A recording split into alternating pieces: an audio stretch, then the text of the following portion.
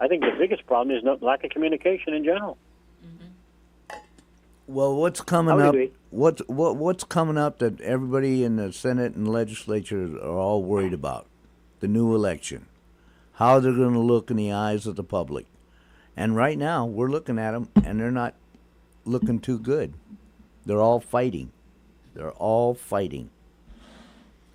And what we had hoped on a new legislature when they were voted in last time was that there'd be more compassion, cooperation, collaboration. What are those other big dictionary words? Working together. Like Boy Scouts and Girl Scouts when they have their Cub Scout meetings, None of this is happening. Yeah, and I know they need the $12 million grant. But will they get that grant? Will that grant actually come in this administration? Me personally, I don't think so. I honestly don't think so. I could be 100% wrong, but I don't think so. Yeah. I've been putting in my inquiries as to even before we start talking about that, the federal grant to the tune of about $14 million for the expansion project. We first need to come up with the architectural and engineering design for that particular project, and that's a locally funded. That would be a locally funded contract, which this administration has already allocated, but that money is due to expire the end of September. So the question is an RFP? Are we going to are we going to be able to get an RFP out for A&E services and get a contract in place before the end of this fiscal year so that money is encumbered? Because normally what BBMR does is they wait till about this time, and if it looks like there's going to be lapses, they're going to take that money and reprogram it to fill other requirements. So, Tom, are you saying that there's money in the bank right now for that? There's about a million plus sitting in the bank. That I personally spoke with the BBMR director, and he even provided me a document showing that yes, there is money that's been allocated for A&E services. Until we get those A&E services, that's going to be the basis for, determining a more accurate amount for what we should, how much of a grant we should apply for. So we got to get that thing done first. And can we get it out in time to encumber those funds before they lapse? And I think probably I can understand where the legislature is coming from about, to the point of why give you more money when you can't spend what you already have. Exactly. I'm hoping that at the very least the legislature will consider putting in a provision in the budget that will allow the Veterans Affairs Office to keep that money and transfer it forward so that they can use that in fiscal year 26. And then this new budget that they're getting will basically be to pay for, the salaries. Because really, when you take a look at the budget request that they sent in, it's really pretty much just for most of it is for salaries. Yeah. Yeah, that's always that way. Every time they submit a budget. Yeah. But what do you think has been the holdup as to issuing this so that they can get at least the initial, Well, engineering first of all, and even the GOVA director has stated that Department of Public Works really is the agency that will draft up this RFP.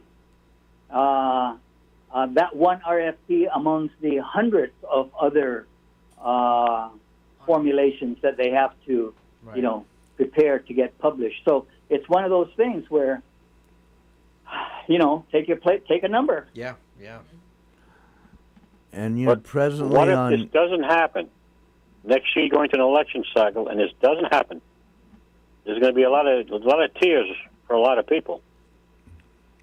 And you know how the veterans get. The veterans can get real tough, real nasty, real fast. And some of the things that could have been done is a lack of communication. Who's ever in charge of the Veterans Affairs office, you go there, you communicate with the governor. I have a problem, governor. Or what's the problem? Grease the skids at Public Works. However you do it, make that phone call. Is that happening? I don't know. Well, we're not going forward. We're going just stagnant, basically. Right. Well, so the cemetery issue is important, and it's something that we've been trying to come to grips with, right? At least, I've been following up on that. But I think if we can kind of switch the subject a little bit to the recently enacted law, Public Law 38-36, and that's the new law that now will waive the vehicle registration fee for one vehicle for all veterans who served during the Vietnam War. And so I inquired from GOVA because the law that was passed said it is effective upon enactment.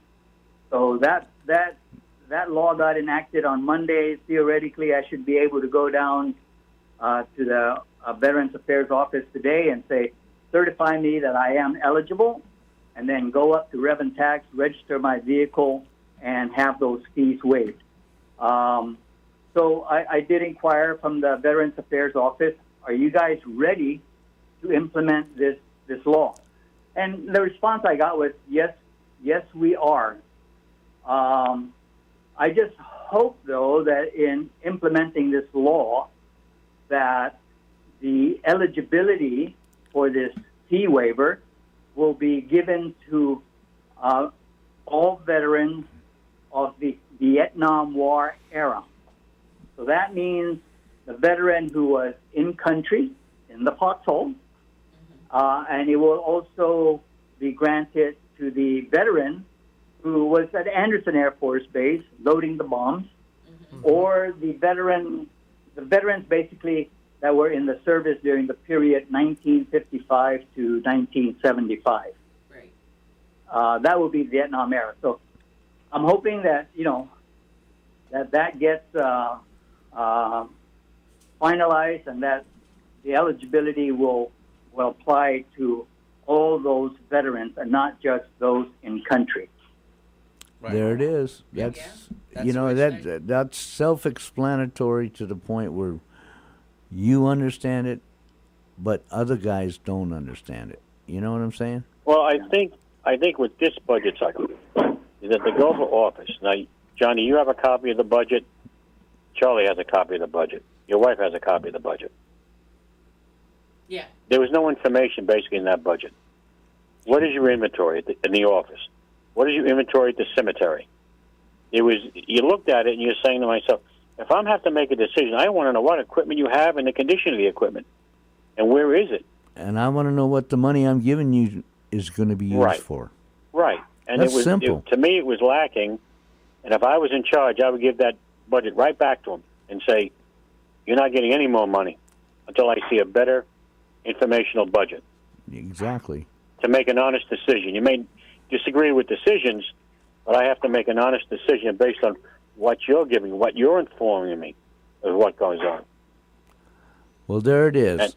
And, and we're coming up. It doesn't pass my sniff test, to say the least. Exactly. Nope. Well, Tom. Yes, sir. Both of you Toms. Yes, sir.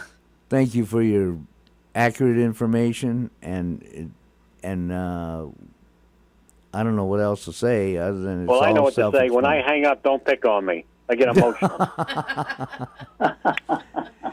Okay. I know you, John. You'll throw my name under the bus in a heartbeat. If they blame me, I'm blaming you. Yeah, that's what I mean. That's exactly what I mean. Senator Tom Adai, thank you for calling in. You've been very informative, and there's some more information out there that needs to be thought about. Right. We'll keep doing. All right, everybody. Have a good day. Thank you very much. Thank you both for calling in. All right, at this time, we have to take another break for station identification, and we'll be back in 5. CBS News Brief. The East Coast is bracing for the storm surge and rip currents of Hurricane Erin. Owner Carol White Dillon has been at the Outer Banks Motel since 1955. We used to have a beach where we didn't worry about losing our units, but now we do because water's underneath them right now. As more National Guard troops arrive in Washington, D.C., the Trump administration insists that crime stats in the district were altered to make them seem better. White House Press Secretary Caroline Leavitt. Nearly half of all of the non-illegal alien-related arrests have occurred in Wards 7 and 8, the two wards that have the highest number of violent crime.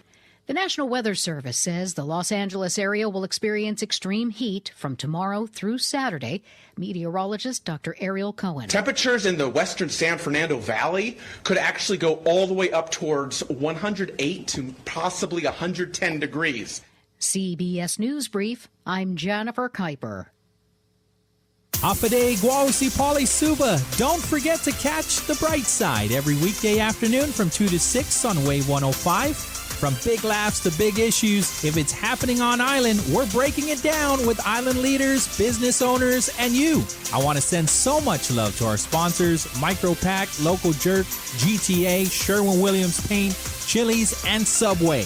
Take a break from all of that shade and join The Bright Side on Wave 105. Pat's Tinting and Detailing offers premier services from complete interior cleaning and VIP detailing. And to keep you cool, Pat's also offers factory, ceramic, blacked out, and base-approved auto tinting. For more information, call 647-SLAM. We're excited to announce that we're hiring for a variety of positions with some of Guam's most recognized and respected brands, including Coca-Cola, Foremost, Chili's, Glimpses of Guam, Subway, Good to Go, and Cinnabon. Whether you're just starting out or looking to take the next step in your career, there's something here for everyone. Explore current opportunities and apply today at ApplyNowGuam.com. Your next great opportunity is just a click away.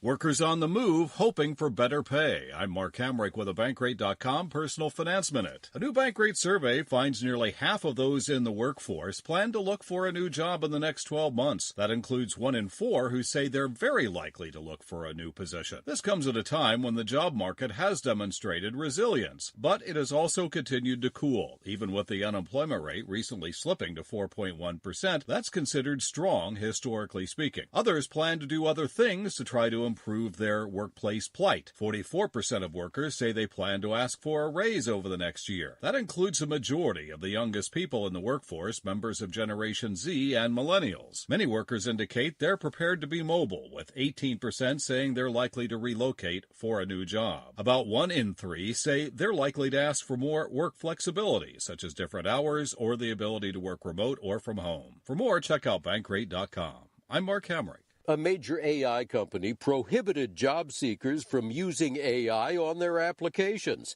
Here's why it changed its policy.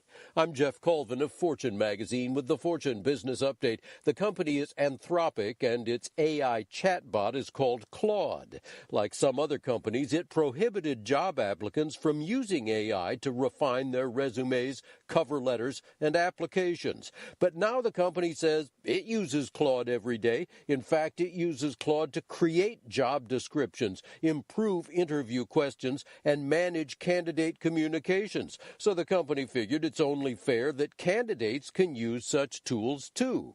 But only up to a point. Job seekers still can't use AI when given problems to solve or being interviewed. And with AI improving by the week, don't be surprised if the rules at Anthropic and elsewhere change again before long. I'm Jeff Colvin. I'm Larry Magid with the Connect Safely report.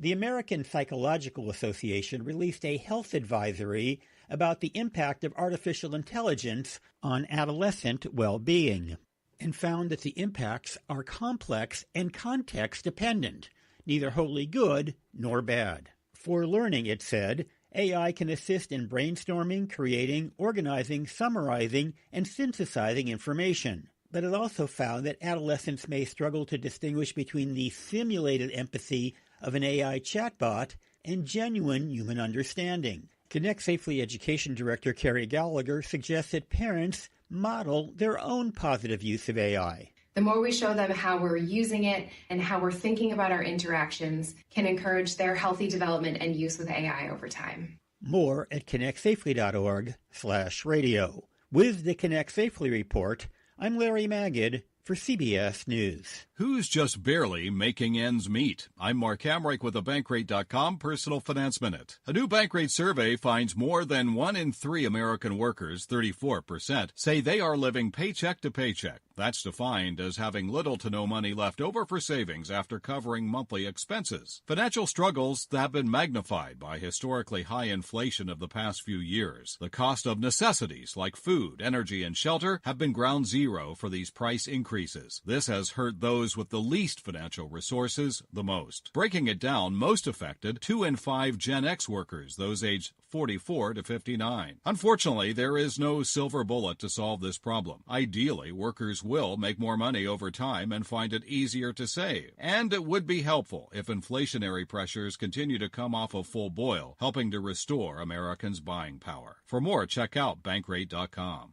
I'm Mark Hamrick. Oh, yes. Now it's back into the show with Vet Talk with Johnny ATULAI and friends. And proudly sponsored by Burger King, baby. Yes, vote Burger King Best Burger for Pika's Best Voting starts August 22nd. Thank you, Guam. You rule. And now here it is. Dun, dun, dun, dun. Good morning, Vietnam!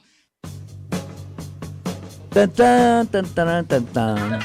I like it. Baby girl, you're doing a great job. Thank you. Thank you. And we would be amiss if we didn't congratulate HMI on their efforts putting out that symposium last week. Yeah.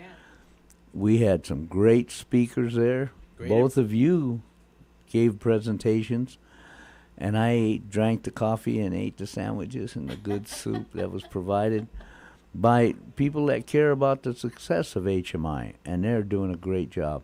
Yeah, this is their fourth annual symposium. And I've attended 3 of their symposiums, and each time I went, they always had presenters that gave great information to veterans out there. So if they didn't make it, I'm sorry, but the next time they have a symposium, I think they should make it a point to come and attend that symposium, because they give out a Exactly. lot of They're great always information. talking about numbers. They're always talking about numbers. No, and the information, I think not just one boot camp or not just one symposium. You get, it takes maybe 1 or 2 to go and actually capture a lot of the information because it's a lot of really great information that they're putting out there. And for their recognition, they got the one gentleman a large sum of money retroactive above $100,000. Wow. Can you imagine? Wow.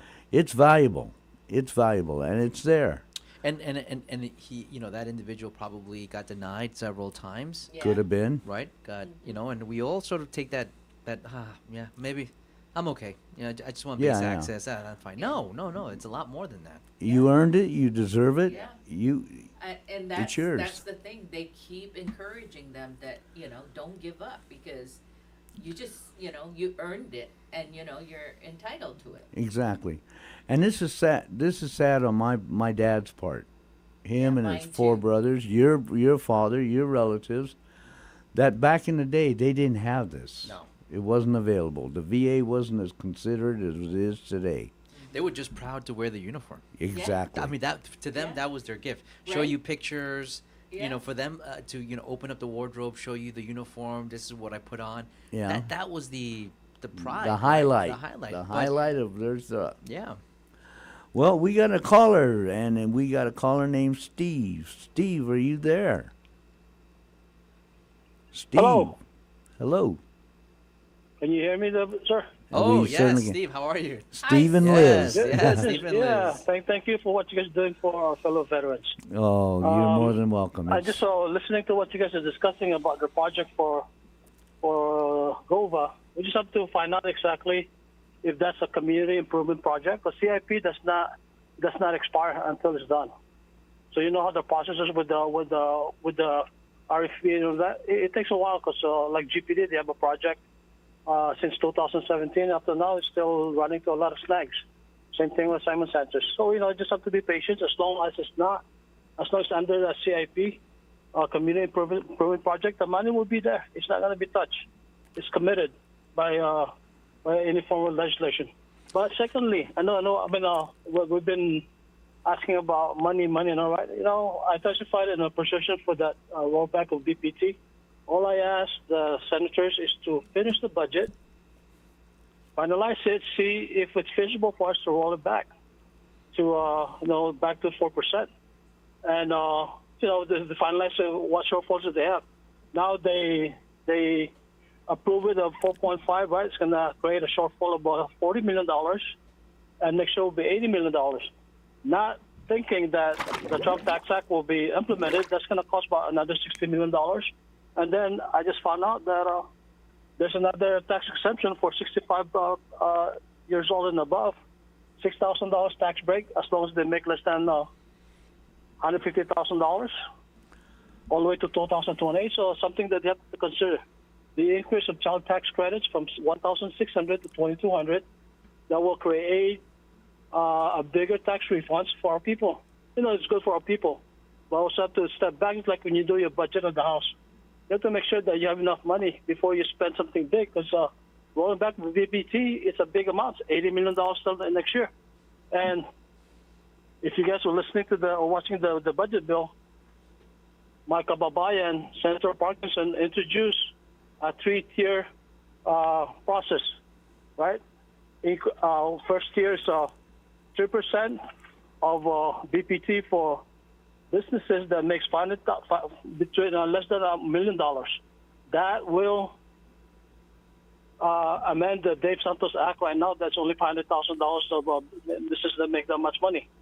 And then the second tier is any businesses that make less than $50 million, they get 4%.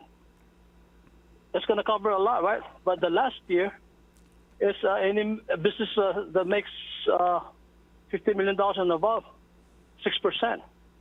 With all that, I'm not good at math, but if you take a look at that, it will balance out and it will not create that much of a shortfall with the knee-jerk reaction that they have right now of rolling back the BPT. But Steve, so that only I see it as a little people out in the street that they're catering for the bigger businesses, the one making $50 million and above. Things like this, we're going to have to learn how to compromise on issues, especially if it's going to affect me. Because, I was there in 2017, 2018, when I was still a lieutenant in the Guam Police Department. When the Trump Tax Act was about to be implemented, I had to talk to my guys about possible furloughs. I had to talk to the civilian guys about 32-hour work week. We did that. We had that happen before. I had to talk to them about forcing increments. We did that during the mid-'90s, during the Asia economic crisis. And that was averted because the BPT was increased. And guess what? I'm quite sure I'm not the only one that felt it. The price increases, they increase the prices faster than they pass the BPT increase. Right. So when I testified in the Guam legislature, I was the only little people that testified in that, and not a lot of big businesses. I know they were looking at me, but, none of them stated that they're going to roll back the prices. Yeah, but Steve, I think that the Parkinson, Senator Parkinson and Senator Tello don't get it. I mean, they don't get it, because the fact is that even the 50 when they're looking at the numbers, right, $50 million, they're looking at it from the top line. They're not looking at it from the bottom line. I can tell you that there's a lot of projects where all these $50 million so quote unquote big guys have made zero. They've actually put in their own money to make these projects work. So, when you're looking at penalizing them for an additional 2% or 1%, it's almost like you're considering them in a different bracket just because it's perceived that they're making all that money, and it's not true. It's actually not true. Take a look at the great benefit. Less than small businesses that make now less than $1 million. A lot of the businesses that close nowadays are not big businesses. Small businesses don't want closing down because they cannot afford it. Tony Romas is a big the business. BPT, but the bottom line is tourism is down. Okay, Saipan. If you look at Saipan, they're offering Gateway, right? Yeah, Island Gateway, $150 for hotel rooms. Yeah, DFS was big. Tony Roma's is big. Those are big companies that are leaving. And let me just tell you, I know of 3 or 4 other companies right now. They have strategic plans right now. I've seen them. They have strategic plans of exiting Guam if they don't find the means to be able to make it within the next 6 to 8 months. So if the government wants to push all the big businesses out, it's gonna happen. And what I am not going to depend on the government to be able to make it, and we're sort of kind of pushing everybody to feel like the government is going to be there to save us, and that's not the case. All I'm asking, Charlie, is to analyze the financials of the government first. I retired from Guam as a public servant, and I know how that is, because the bottom line is we're the ones going to suffer. Yeah, you know what I'm saying? For sure. Either the cut of businesses, right? Or we're going to follow a lot of our employees. You know, those are families that we have. I'm related to some of them. I'm quite sure a lot of you guys are related to some of these government employees. They're taxpayers too. The reason why the increase of the salary, if you take a look at it, they were pushed to a higher income bracket, means they pay more taxes, right? It's an economic cycle. I think that's why we managed to stay afloat at this time. Pick up. No. And this time. But you just have to reconsider not just the big guys, but also the people who's going to be affected with it, and probably small businesses. Now that probably they're paying the 5%, so if they fall under the threshold of $1 million, they will enjoy the 3% that's going to be affected. But that's a bridge under the water, right? Water under the bridge. Under the bridge. But the thing too is the governor can always line item the veto. Line item veto the thing. And now we'll go back to the veterans. I watched the meeting last night. Thank you, Steve.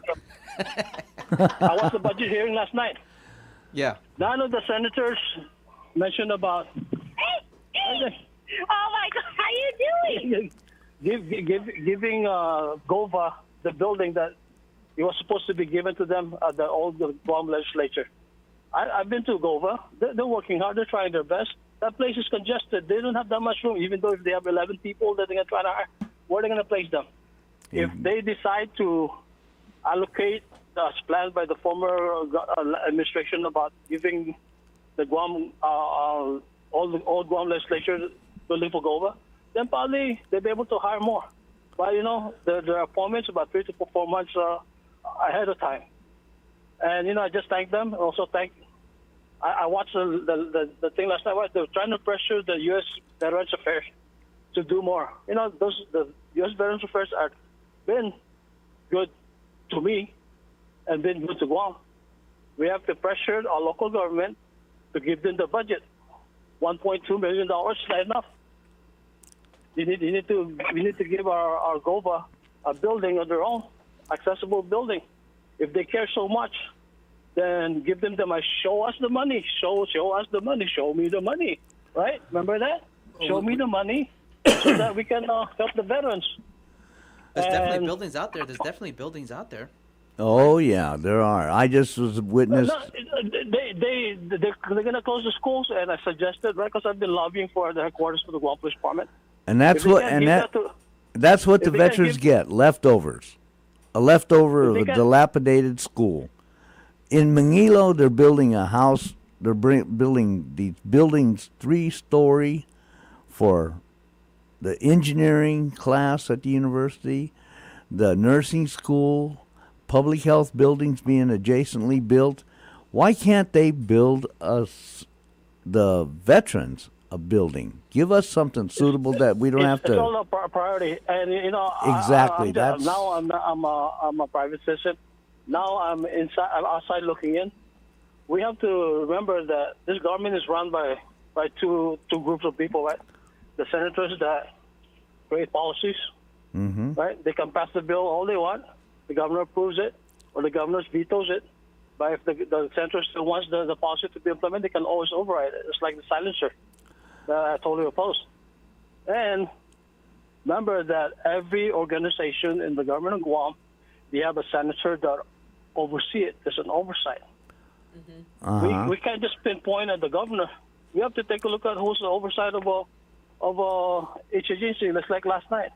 It took Senator ATULAI and Senator Barnett to lobby for DOC to get their $5 million for their facility.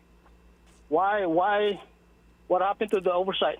You know, they always saying that stay in your lane. So why don't they stay in the lane and take care of the agencies that under their oversight? Yep, and the veterans need a lane of their own. Stephen, Yes, we know what you're talking about, and I thank you for your input. You know. No, we're going to be important during this election. Don't be fooled. You're going to be we what? have to put them to test. Got to put their feet under the fire. Make sure that they do their job. It's not just the governor. We have to take a look at the senators. Absolutely. We know when you point a finger, remember the three fingers pointing back at you. That's right. They're all That's responsible. Right. They were all elected Don't you to serve point the your people, finger. and not just Don't elected. you point your finger at me. Don't get the BPT out of your mouth. No. You know why, Charlie? I'm talking to Johnny. I got used to it. I got used to it. No, I'm not talking to you. I'm talking to Johnny. I retired from the military, and I have base access, but I feel sorry for my kids that don't have base access. Yeah. I have to think about. You have to. You have to think about other people. Why do you think we have a lot of homeless? It's not because some of them it's not by choice, but some of them cannot afford. I saw a couple when I was out on patrol. Retired Guam employees, they cannot afford to rent an apartment. They're making too much, and they cannot be on welfare or other form of a government assistance. So all they have to do is be homeless. They were at Skinner's Plaza, and I cannot kick them out. Where I'm going to put them? Yeah. If you kick out a homeless, they're already homeless. Where are you going to put them? There's a apartment complex in Anigua. You guys saw that. It was purchased by the government of Guam. 2-story, supposed to house 18 family members. Is that done? No, I don't think so. No. Right behind Chodi Martin Anigua. Take a look at it. Yeah. It's a nice And that's building. the government's fault. They didn't fix it up and have it ready for them. I'll be, as I told the senators when I testified, I am a liar. I am a sinner, right? And That's not I'm like going to accept Stephen. the fact right now that I am part of the problem. You know why? Because I voted for the same people over and over again. Probably we need Charlie to be there. How about you? Yeah. How about you, Stephen? How about you, Stephen? We You'd need make. we need good-minded people. That's like, right. Again, we don't have to. Always... I can't. You know what? Oh, sir? no, I you served can't. Our island for 31 years, and I agree with my wife that it's time to It's time to it takes take a care man of to- your wife. It takes a man to admit that he is scared of his wife. Well, It's time for me to make new memories with my family. Hey, Stephen, that's I'm two looking of at us. one. I'm looking at one. I lost memories. Stephen, that's two of us. Thank you for your call. It's always informative, and we know you know what you're talking about, and you're an honest man. I told you I'm a liar. I admit I'm a liar. I'm a sinner. That's it. You're a man. Yes, I'm a human being. Exactly. All I have to do is ask God for forgiveness every day, because every day we commit sins. Well, And any politicians will tell you and stand up and say, vote for me because I am honest. yeah, right. Stephen, give your wife a hug for us. Give your lovely lady Liz a hug for us, and we got to do lunch. We've been trying to make that please. appointment. Let's Okay. do that in the near future. Thank Okay? you for your show. And All thank you right. for what you guys are doing for our fellow veterans. I appreciate it. Thanks. Thank you, Thank you, Steve. Steve. God bless. Yeah. All absolutely. right. Thank you, Stephen. And that's who that's the way I look at things. I mean, I only report to one person, and that's the man upstairs. Honestly, a god, Johnny. If you're looking at me like who's there's only 2 floors here. I'm like, no. Yes, Johnny. Amen. There you go. Blame me again. Hello. You gave me that look like there's only 2 floors here. I only report to one person, and that's my God. Right there. Staring right at you. Staring right back at me. And it's been a great show. We've had some real good information. We wish you had other comments coming from some of the people out there that I know you have valid opinions. You have valid thoughts on what's going on with the veteran. You may be married to one and you look at him and you don't know what's going on with him. Give us a call. We're not gypsies with a crystal ball that we can tell you exactly what's going on, but possibly we can direct you to where you need to go. Yeah, and there's definitely a lot of organizations out there right here on Guam that can help you with, any type, from, GY 671, HMI, VFW, American Legion, Purple Heart. I mean, we can go. Absolutely. Yep. So there's a lot of avenues. Navy League, Vietnam veterans, Air Force retirees. I mean, yeah. So there's a laundry list of organizations that can definitely help you one way or another. It's just a matter of you taking the first step and getting involved, making that phone call, showing up to a meeting. And how are we doing for time, dear? We still okay? Yeah. We want to give some accolades out to. We got 5 minutes. I think. I think we do have a caller. Meeting? We have time for a call. We got Ben. Ben? Ben. Okay, Ben, are you there? Hold on. Ben, are you there? You have a question for us? Yeah, can you hear me? Yeah, we can. Got you, Ben. We got a couple of minutes left. Okay, I think my phone is being tampered by the FBI. But that's okay. Hey, man. I'm What? trying to tell the FBI how to do his job. Yeah. The FBI is doing their job.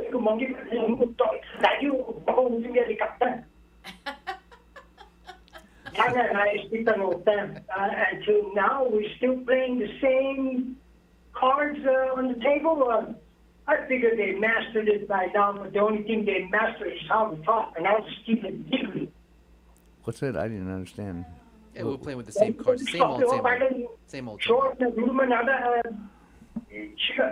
can make it a fair disappear.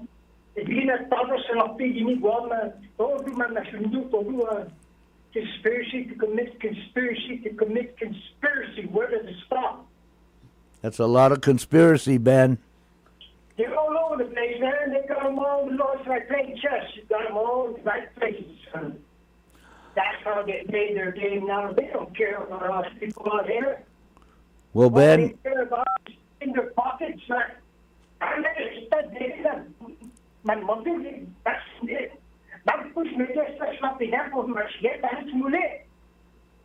Okay. I don't know what's going on in Ireland, and everyone got mastered being.